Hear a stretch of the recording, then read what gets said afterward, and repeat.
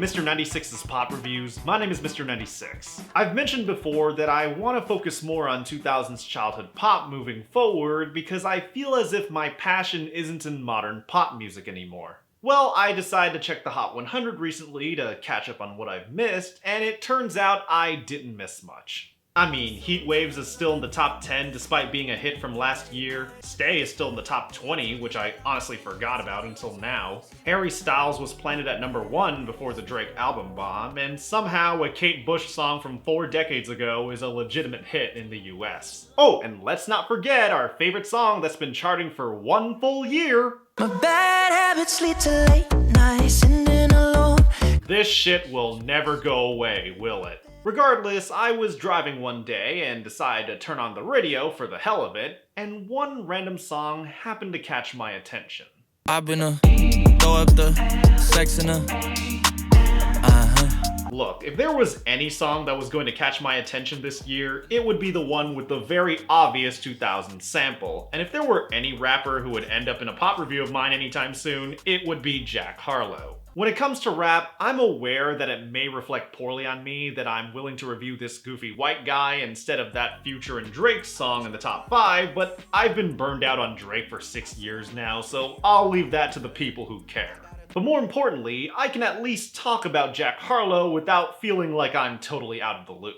While I've been reviewing music for nearly 7 years, I've found it harder to listen to an artist's entire discography, so if I'm late to the bandwagon, it's incredibly daunting to catch up with 5 albums of work or whatever. To give an example, I recently got a PS5 this year out of sheer luck, so I decided to finally try the Kingdom Hearts series, and let me tell you, catching up to the present is going to be a grind. I got exhausted from the lightheart dark shit after Kingdom Hearts 1. If you think I'm gonna binge 10 plus games and watch some mobile game cutscenes back to back for the next year, you're out of your fucking mind. So for the people worried that Kingdom Hearts 4 won't come out for a few years, I say good, because I need at least 2 years to catch up without burning myself out. The point I'm making is that listening to an artist's entire discography is extremely hard, and if it's not a person you're a diehard fan of, it's just not worth the mental energy. So it's often nice when you can jump on the hype train just early enough to experience the journey. I subscribed to Blackpink when they had just 8 million subs, so that's how long I've been on board. One sad fact I've learned about myself is that I can never get attached to one artist and listen to everything they make.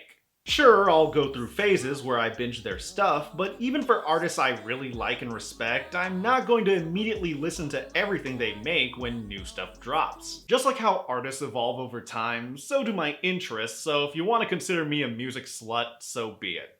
Just don't explicitly say it in the comments as I have a filter on. Anyways, as far as Jack Harlow is concerned, I really wanted to review this as nostalgia can be a weird thing. Take a listen.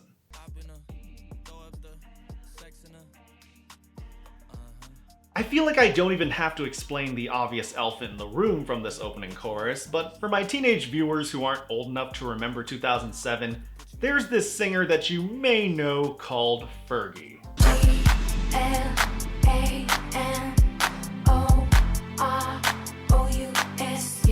In 2007, one of the biggest hit songs was Glamorous by Fergie of the Black Eyed Peas. While I didn't listen to this a lot back then, I was definitely familiar with any song that spells out its title. How history has looked back on Fergie is a strange topic that's constantly evolving, but I like to believe people look back fondly on her now. Don't funk with my heart. Now that it's the 2020s, the Black Eyed Peas have absolutely become nostalgic for many people, but at the same time, I think most of us can agree that their songs weren't exactly high-class displays of intellectual songwriting. When the Peas dropped their 2005 album Monkey Business, they went from an ensemble quartet to the will.i.am and Fergie show, so the mid to late 2000s were when Fergie's popularity was at its peak. 4, 3, 2, 1. In 2006, Fergie dropped a solo album she had been working on called The Duchess, which was mainly produced and written by will.i.am. While critical reception was mixed at the time, it ended up being a massive commercial hit. 5 singles peaking in the top 5, 3 at number 1, including this one right here. Glamorous is a song that I never had too much of a defined opinion on for a long time, but nowadays I do think it's a very pleasing tune that's aged incredibly well, especially compared to the other singles on the album. In hindsight, I probably should have put Glamorous on my top 10 best hit songs of 2007 list, but then again, my 2007 videos were a complete mess from top to bottom, so they're not exactly my proudest achievements. Either way, Glamorous was honestly a perfect choice for Jack to sample. It's recognizable, but not too dated to seem like a cheap throwback. Helps that the production wasn't by will.i.am. Seeing as how the song already had a rap verse by Ludacris, this 2000s R&B instrumental seems like something Jack can totally handle. And I can put you in.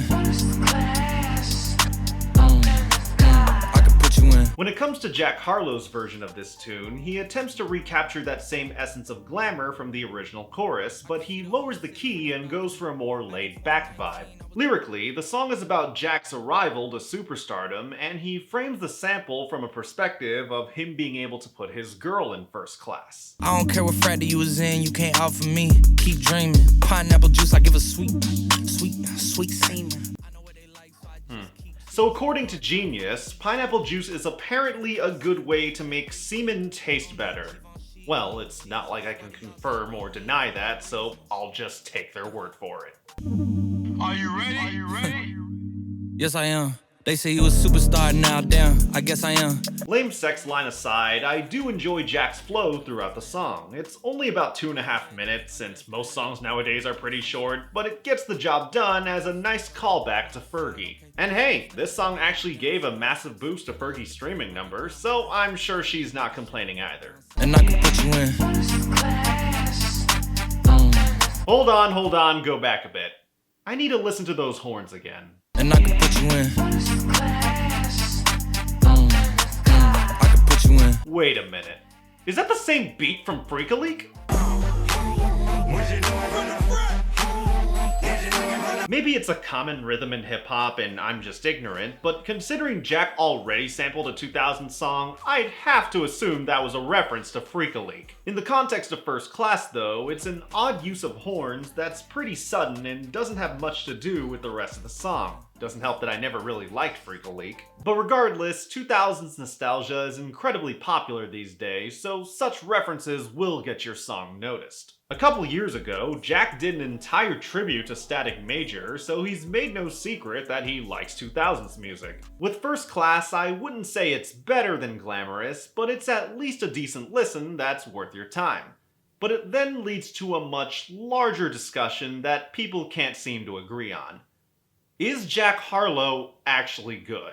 Personally, I'd say he's the most excited I've been about a white rapper in a long time. I think Nail Tech is fucking awesome and is one of the best rap songs of the year so far. But when it comes to any white rapper, you always have to ask yourself, do I like his music because it's good? Is it because he's good for a white guy? Am I giving him too much credit or not enough credit? I mean, I reviewed his song because he sampled a 15-year-old pop classic, but I've also heard that people hate his latest album, so am I part of the problem? Whenever any non-black artist gets popular in a black genre, you are always walking a fine line between appreciation and appropriation. The moment you make a song they don't like, the hip-hop community will drop you like a brick in the ocean. As far as my opinion is concerned, I feel like I can say I like a Jack Harlow song without getting odd looks. Seriously, tell people you like a G-Eazy song like I have in the past, and you've got to be ready to pull from your bag of excuses. But with Jack, I can at least say a few of his tunes slap, and no one would disagree. But how I feel doesn't matter. It matters what the black community feels, and from what I can tell, it seems people are pretty torn.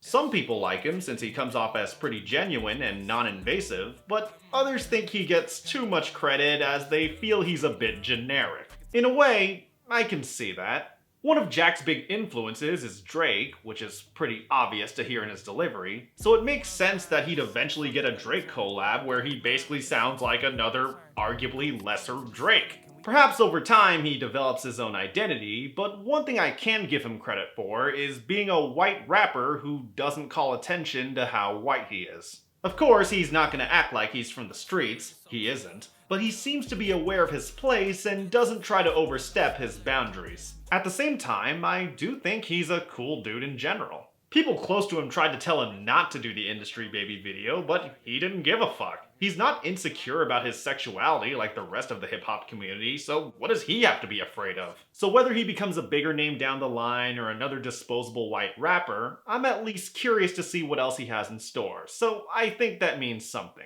Overall, I really enjoy First Class, at least for now. Is it among his best songs? Probably not, but it's a tune that's totally worth a listen and doesn't overstay its welcome. Mark from Spectrum Pulse described Jack Harlow as high floor, low ceiling, and I think that's pretty fair. Whether or not that label stays true moving forward, we'll have to see, but it'll be worth hearing regardless.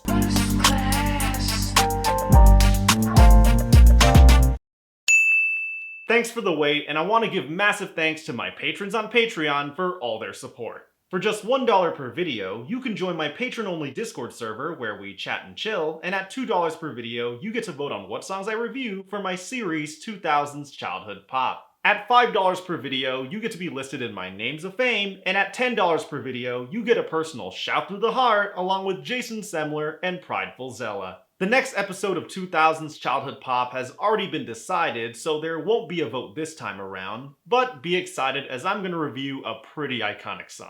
Once again, I'm Mr. 96. If you want to see more pop reviews, click the subscribe button below and tap that bell to be notified when I drop a new episode. As for my schedule, August will likely be a break month since I'll be occupied with Xenoblade Chronicles 3, but the next episode will definitely come within a month. Pop songs may come in numbers, but there's only one. 96. 너의 그 말 그 잔인한 말 가슴 아픈 말 칼날 같은 말 너의 그 말 그 잔인한 말날 울리는 말날 죽이는 말 Everybody breaking